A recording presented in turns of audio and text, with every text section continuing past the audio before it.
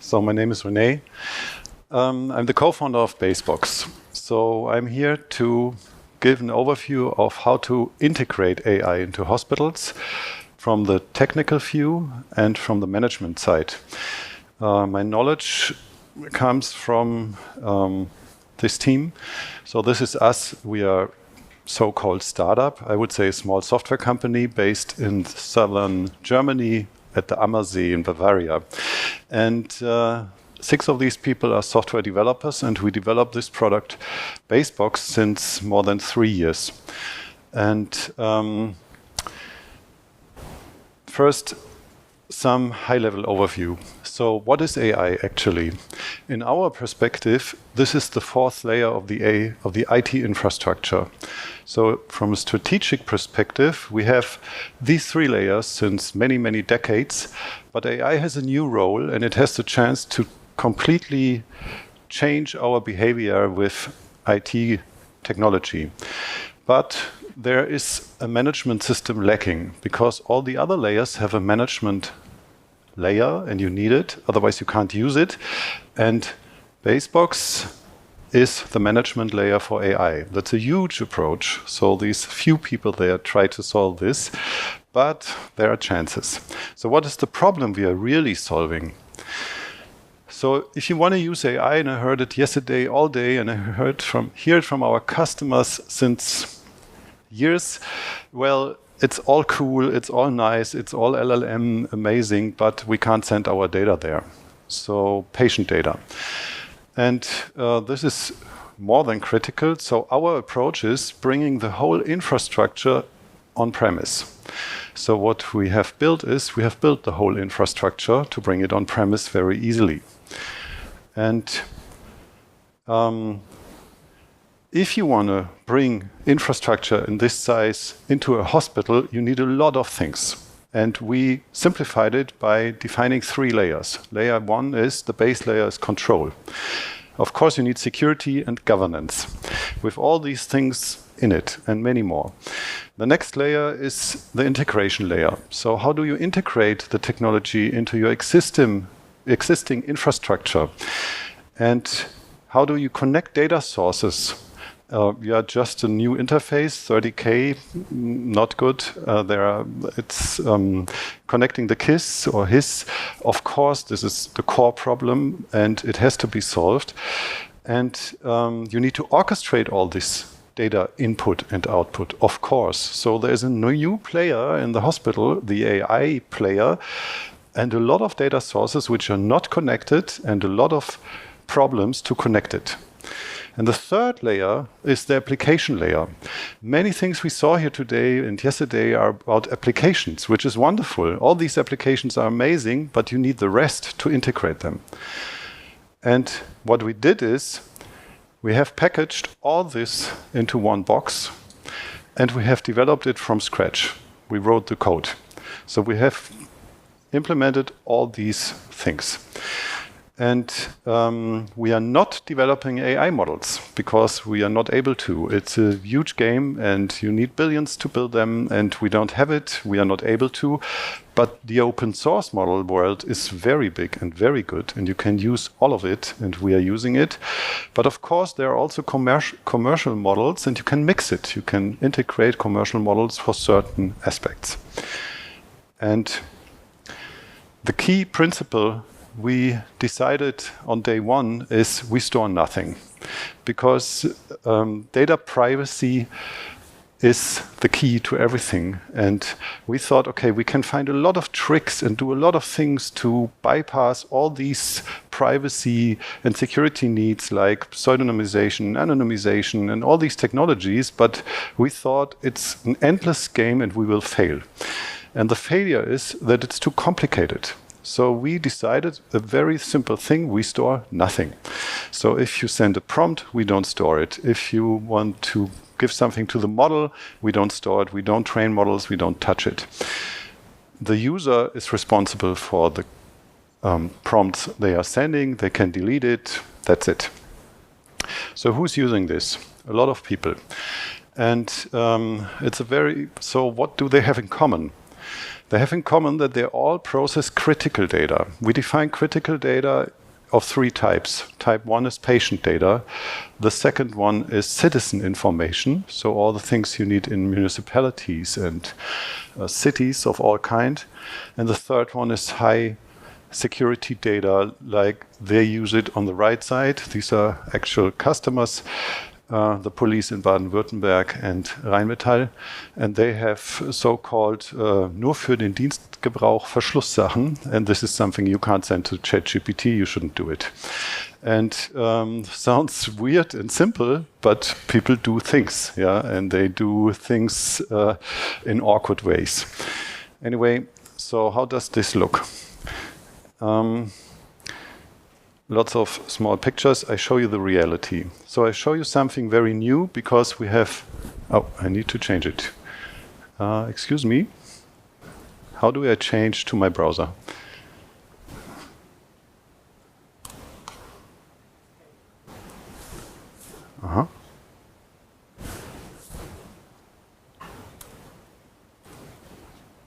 Let's see. Okay, I think this looks good. Thank you very much. So what I show you here, let's see if I can make it bigger, is the system. Looks very simple now, but after you saw what's below it, which is a lot, all this is represented in a very simple interface.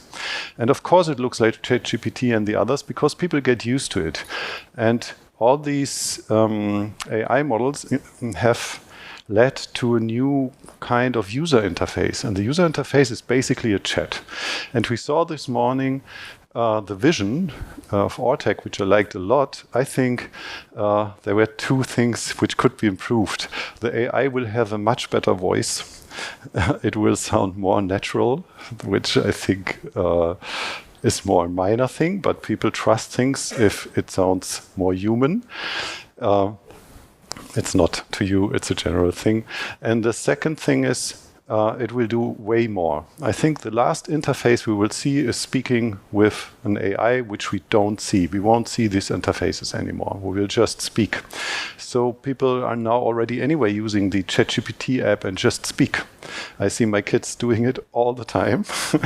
And maybe your kids as well, and maybe your colleagues do it. And we heard from customers that they on the ward take it out, speak illegally to ChatGPT, share some patient information, and wait for the answers. So the last interface we will see is talk or speech. But as long as we don't have it, I show you this one. So what we have here is the typical assistant, and you can ask anything. We have some pre-prompts. I start a question, it answers. Okay, I stop it here because that's boring. And you can ask anything here and do anything. You can drag and drop files into it. You can drag and drop handwritten notes into it. It will read it, etc. So the real thing here is, the other aspect is we have 2 views. One is the administration view. I'm an administrator of this system here at the moment, so I have some administrative features. I show them to you in a second. And the other one is the user. So why these 2 views? Because of course you need roles and rights, because otherwise you can't say who is allowed to do what in your hospital. Who is allowed to see, read, ask what? Is everyone allowed to see all patient data? Is everyone allowed to see secret data from the management or the numbers or whatever? And therefore we have a roles and rights management here. And if I look at this, I have a dashboard and I can see what people are doing, but only what people are doing, not what is someone doing. So because someone would mean, okay, Mrs. X asked Y and Mr. Z asked whatever, not allowed, not okay, and of course it's not stored, as I said. And all this is measured in tokens. This is the currency of AI. So if you produce, or if you use AI, tokens are produced, or that's how it's measured, what the computer output is presenting. And these tokens are roughly 1,000 tokens is, let's have a look, 100 tokens is 75 words, just that you have a feeling what that means. And you can see what people are using here. in this system. And we have something special, which is apps. Because we thought in the beginning, when we defined this product, what do people understand? What is a prompt? No one knew. What is a GPT? Don't know. Yeah, these are all very special words. So what we all know is apps. So if you look on your smartphone, there are apps. And in this logic, we are acting. So in our logic, everything people will do is basically an app. And an app is a specific use case. Okay, then we thought, okay, we have to build all these apps. Nonsense, yeah, we can't build all the apps. First, we don't know what people need in the hospital really. Second, everyone needs very specific and even more specific apps. So let's build a system where everyone can build the apps by themselves. And so we first created a store and said, okay, we have a store and here are lots of apps, and we just created them to help people to get started. The HR department, writing emails, correcting them, academic writing support, documents, ask your PDF, all these things, laws, marketing, PR, sales, whatever you want to see there. And these apps can be installed and uninstalled as simple as on your smartphone.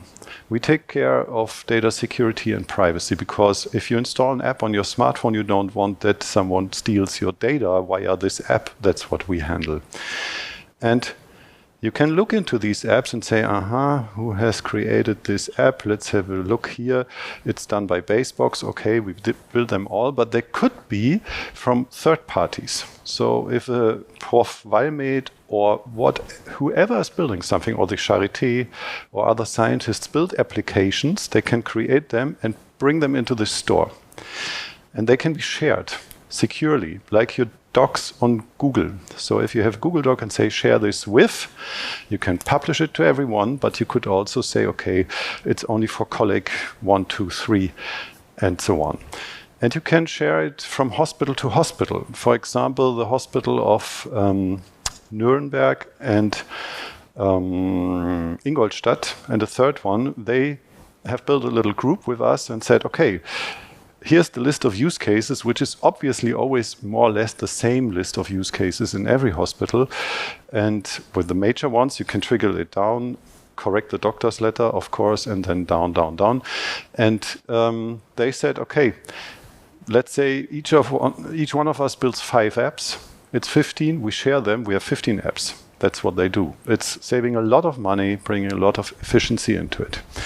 And then the provider is not Basebox anymore. Who's Basebox? It's Charité maybe, and it has an MDR2B. And then they can start selling these apps in here, but that's a different topic. So you can also, of course, just invite users. I mean, that sounds so easy, but who is allowed to see what of the invited users? So if you have an Active Directory in your hospital, there are thousands of users, and you want to just connect it and say, these are the ones that can use it, and you are allowed to do ABC, and that's also solved. You just invite them. Okay. A very little technical thing. So you have APIs and tokens.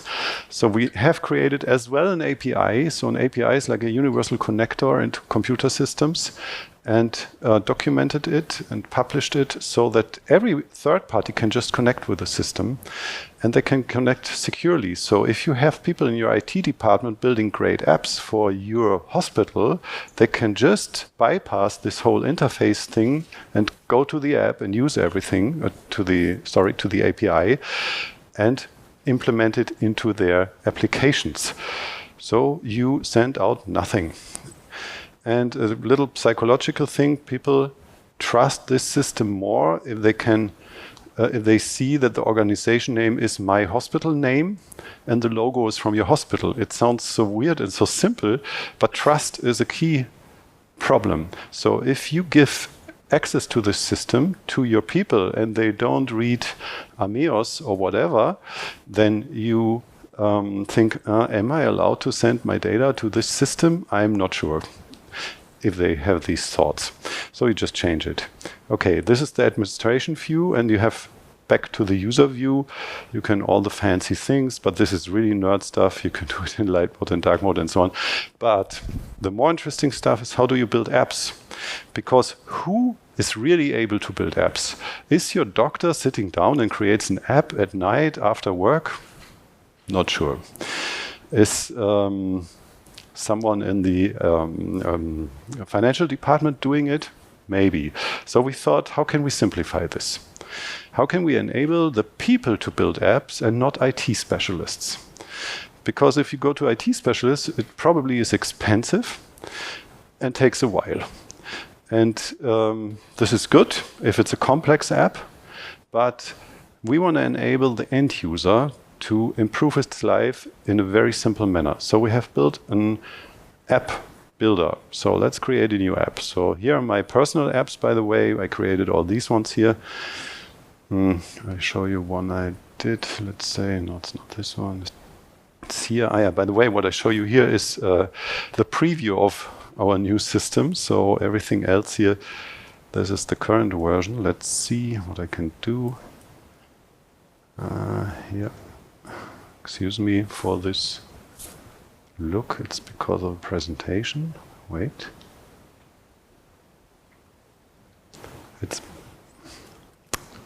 It's because of the presentation mode. Excuse me, please. Let's see. Here we go. So, correct doctor's letter, for example.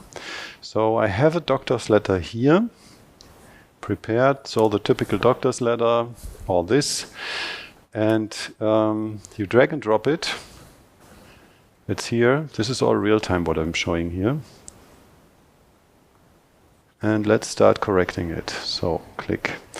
And it starts correcting and it says where do I do what. So it highlights where it corrects things, where it replaces things, and so on and so on.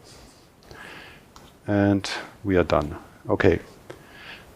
So this was the correction. So you see this, I can copy and paste it. Copy and paste is not the best way to interact with AI models and KISS systems. We are fully aware, but this is on the level of integrating technology. But let's speak about this in the second phase of this presentation. So what else is here? We want to create an app. So the app creator looks very simple. You just describe what you want to build instead of building it. So you just say, I had an idea. Let's see. Was it? Yes. Let's see. I want guidelines. Doctor's letters. Wait. Let's take this here. Write Gutachten. Don't know the English word. Eine App für Gutachten für Psychotherapie schreiben. Psychotherapie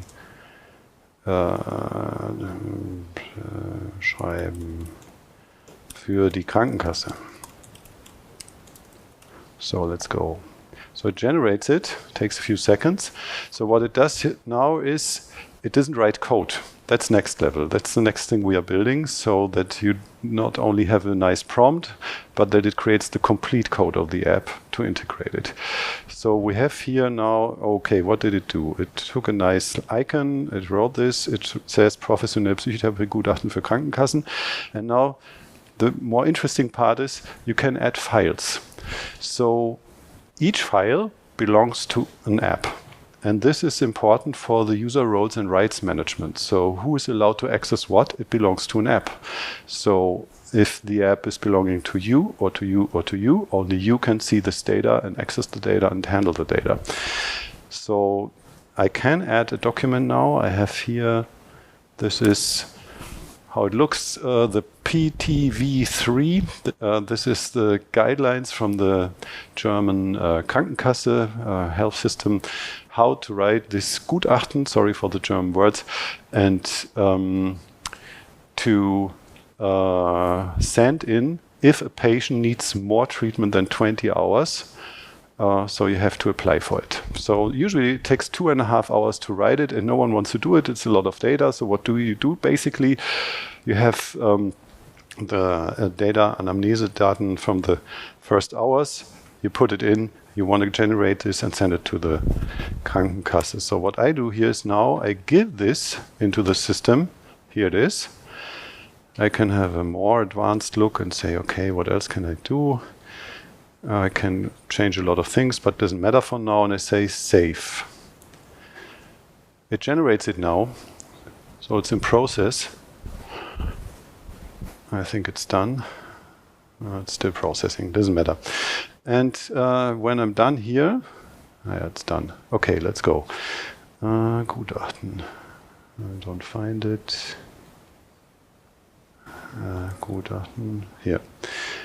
I pin it to the side. That's just a nice thing. So I can arrange here on the left side all my apps which I need in my daily work, like you arrange your apps on your smartphone, because everyone has his individual smartphone, my apps, my folders, and so on. That's what you do here. No one sees it. It's just yours. But by the way, the administrator is able to define which apps from the hospital the users should see or not. So you have you have two versions, my private apps, which I can share, or the ones which the hospital says, these are the ones we purchased or we are using, and they are fine for us, and these are our guidelines, please use these ones, and you just have them in your app overview here. Anyway, so I have this now. I click it, here we go. It looks like the other ones. And now I have here, so here's the typical, how it looks, a lot of shortcuts, write this, anamnese stuff, and you can just drag it. And you say, okay, schreib Gutachten. That's very small. Let's go. So it takes now the data, takes the template, and writes the Gutachten. And in the way you want. You can then pre-prompt it and say, okay, I want it more like this or this or this, translate it, simplify it, give it to someone, write it in Turkish, in whatever you want. All the things you can do with LLMs, but anyway, that's it. The Klinikum Nürnberg does this, and they brought down the time from 2.5 hours to write this to 15 minutes. That's really huge. Yeah, and if you write a few hundred of them per year, that's even more huge. So that's just one example how it works. I have 10 more minutes and I brought something else with me. So this is the product. Back to the presentation. So, all nice. If you want to implement this in your hospital, not this, any AI, we did this a lot of times now, and some questions emerge all the time. So I tried to condense them and bring them to you to maybe as some support. So AI readiness sounds simple, but if you are not ready, it doesn't work at all. And so what does it mean? I try to bring it down to 3 things. Data is the first thing. If it's fragmented, not prepared, not usable, not accessible, it's very hard, then you stay on the copy-paste level for a while. But that's fine. You can already start with it. Or you have, you are AI ready, meaning we are perfect. We have a data warehouse, a data lake. Everything is in it. Everything is fine. Everything is structured. Okay, that's a great goal, but let's see. Management support.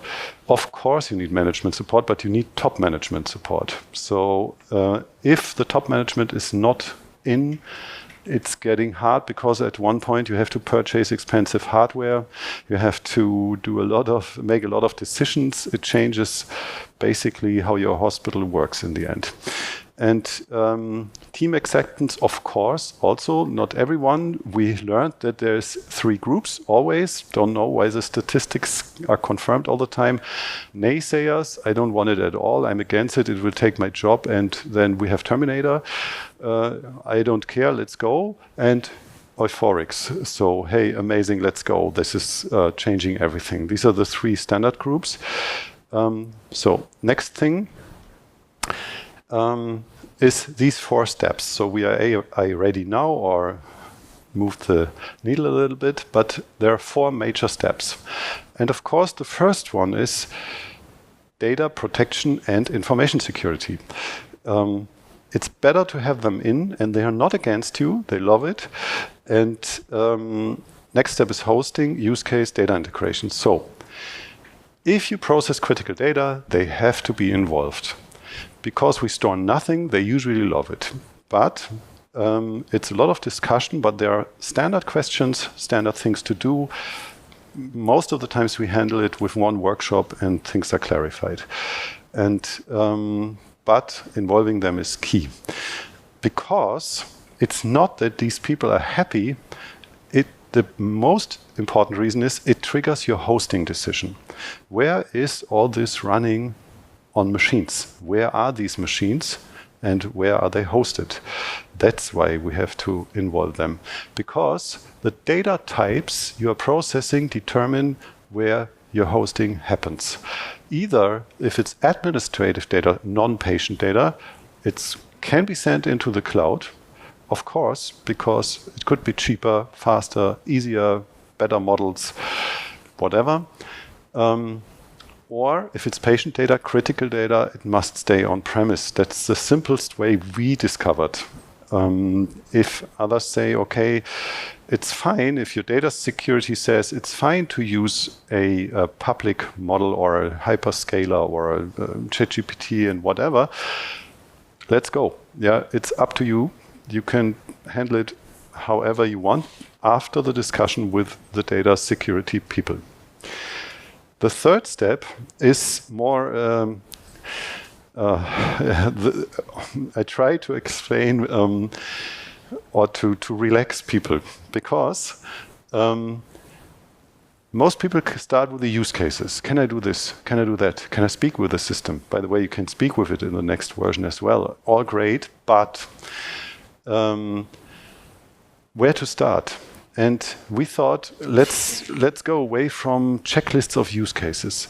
Let's think in time, because we think AI will be able to handle longer tasks over time, from minutes to hours to days to weeks.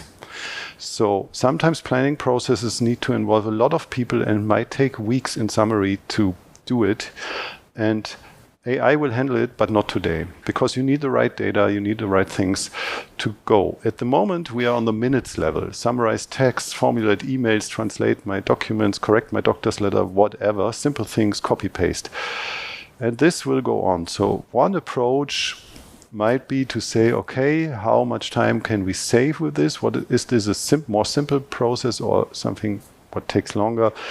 How do we decide the use cases?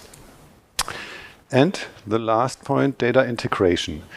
This is usually the go or no-go decision, because most people start on the right side. I don't know why, but they start to solve, maybe it's a German thing. We have to over-optimize till we are paralyzed, and we have to integrate everything and fully automate it, and it will never happen. But if you start on the left side with very simple things, copy, paste, drag, drop, do simple things, you're good to go with a lot of use cases. And then you can improve over time in the rhythm of the IT, because the IT needs time to integrate systems. It just needs money, time, resources. There is no shortcut. And if you want to integrate, let's say, the intranet knowledge, that's a simple one. Yeah, you just take it, put it into a system as I showed it, and then you have access to the intranet content, and you can ask all the questions about guidelines and SOPs and so on. But if you want to go in the direction of the KISS, HIS, RIS, LIS, whatever system, ERP, of course, you cannot just connect it and start prompting. Too much data, very sensitive system, it shouldn't break. And we are just talking about reading out of the system, not writing into the system. That's next level, because reading is easy, you don't break things, but writing things back, that's a problematic thing. And the better approach, which we learned, is start on the left side and find your way to the right side. It takes a while. So we are looking for partners. You saw the picture in the beginning. We are just a few people. We have, by the way, more women now in the team, which is really good, 30% now. But hard, because software developers, female, is hard to find, but that's a different thing. But we these people look for partners in a way that we look for partners that say, I understood that I need infrastructure to build up from scratch and not come from the use case side. Or let's say it's a hybrid thing, come from the use case side, but you also need this infrastructure if you are really betting on AI in the long term. These are the people we are looking for. And I brought a present with me. If you approach me later, you can use the whole thing for a month for free. That's it. Thank you.